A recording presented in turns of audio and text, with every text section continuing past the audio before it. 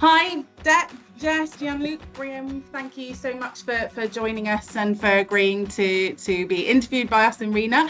We're really excited to chart your progress. I've been looking at the site. I've downloaded the app. I'm all ready to go. I'm really excited for the race. Perhaps you could start off by introducing yourselves one by one and a little bit about why you've decided to take on this huge challenge. Hi, I'm Jack. I'm the skipper of the team. I'm Graham. I'm Gianluca. And I'm Jess. And we began thinking about taking on this as a challenge about 3 years ago. And the origins of it was essentially it was my brainchild, my idea. But essentially what happened was I had come down with a small bout of cancer, and the doctor looking after me said, some people find it helpful to have a bag to focus on. And I thought, a bag? What on earth do you mean? He said, yeah, a big, hairy, audacious goal. So this very rapidly became my big, hairy, audacious goal. Yeah, so for me, it was the case of going through COVID, having had my first child. I had no idea what ocean rowing was. I didn't really care. Something epic was coming and I wanted to be part of it. I remember I came out of Sandhurst, I went through my basic training in Worthy Down, and I remember going to the first dinner night and seeing Deck there with the ocean rowing boat.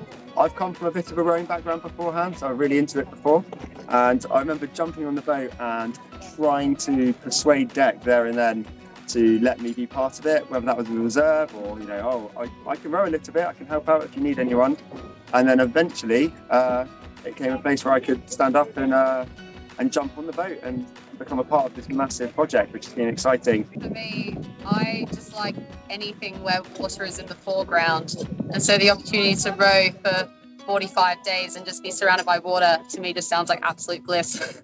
But also, I've had one or two injuries over the last 3 years through my military training, and to be taken out of sport for that period was really difficult. So now that I'm able to participate in sports and hard sports again, an opportunity like this, I just couldn't say no to.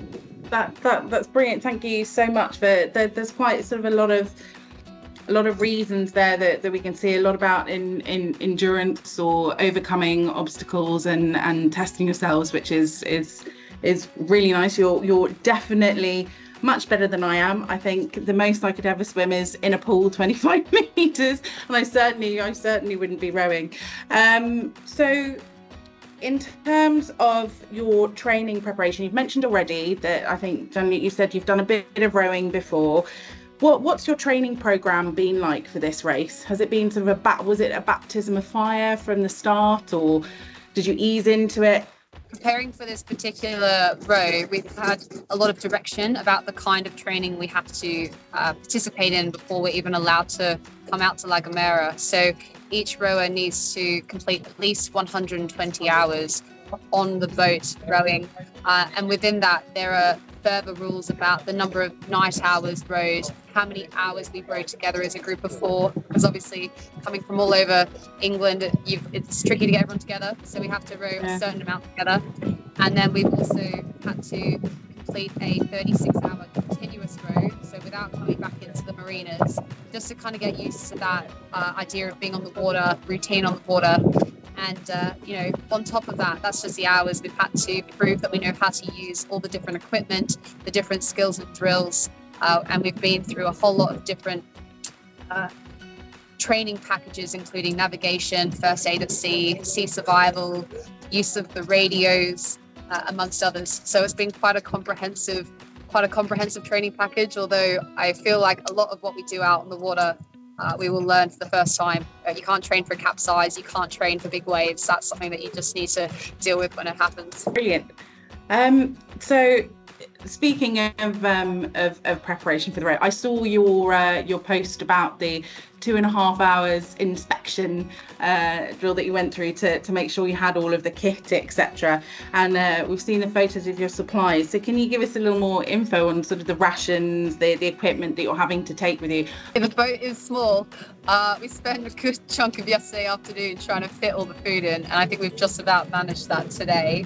I think we'll have cereal bars coming out of our ears for the first few days, probably. But the good thing about the food is that once you start rowing, that food supply gets smaller because you're eating. Yeah. But we need to pack enough calories for each individual. So it's based on 16 calories per kilo body weight per rower. Okay. So you're looking at a range between about 4,000 calories to 5,600 calories a day per rower.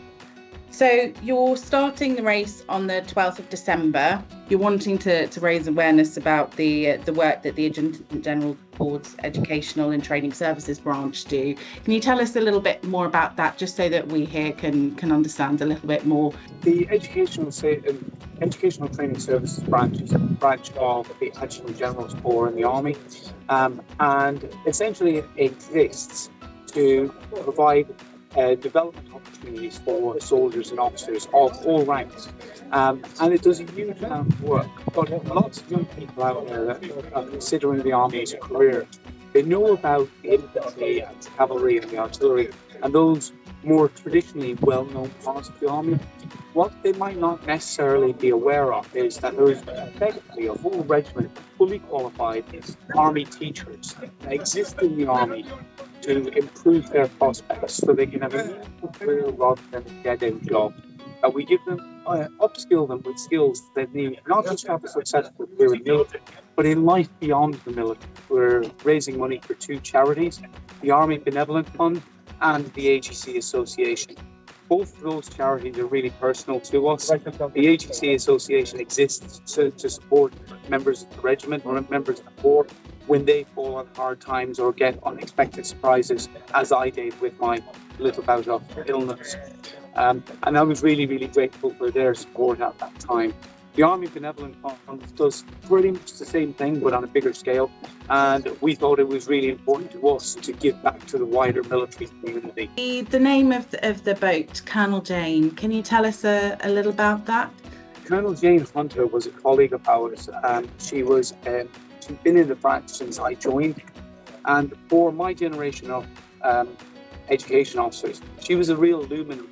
She was one of those people that, regardless of rank, could always go to for advice, guidance. So for loads of us education officers, she was the person we went to that was formative in the way we approached our role, and she was evangelical about it. Sadly, she passed away from cancer in 2021. And we thought this would be a really, really nice way of saluting her memory, but also spiritually bringing a fifth member along with us who will look after us, keep us safe and keep us strong. It's a beautiful legacy, really, to sort of uphold. So thank you so much for answering all of these questions and then I've just been throwing at you. I think the last question that I would have is what are you most looking forward to about this challenge? I think for me it's going to be the stars at night, just in the middle of the Atlantic. No light pollution and just taking it all in. For me it's every 5 to 10 days or so. You have to jump off the boat to clean the underside of it. And there is something really, really appealing to me at being at that midpoint in the Atlantic, off the boat, just bobbing around. There's something about the ultimate sensation of freedom in that. And I'm really looking forward to That's great. I mean, I came from a geography background before this. I think the Atlantic Ocean is the home to the most magnificent underwater volcanoes, mountain ranges, underwater, of course, wildlife, everything in there. What better learning experience that we could have by pushing out to this adventure of a lifetime to see what happens? Can't really say. That's very true. I can't wait to eat the same food every day for 45 days.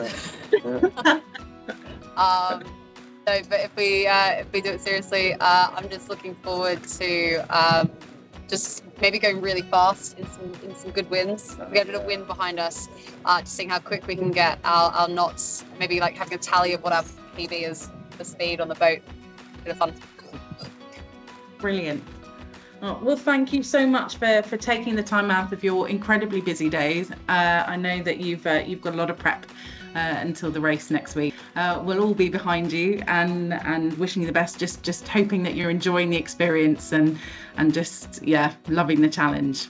So thank you very much. Thank you. Nice to speak.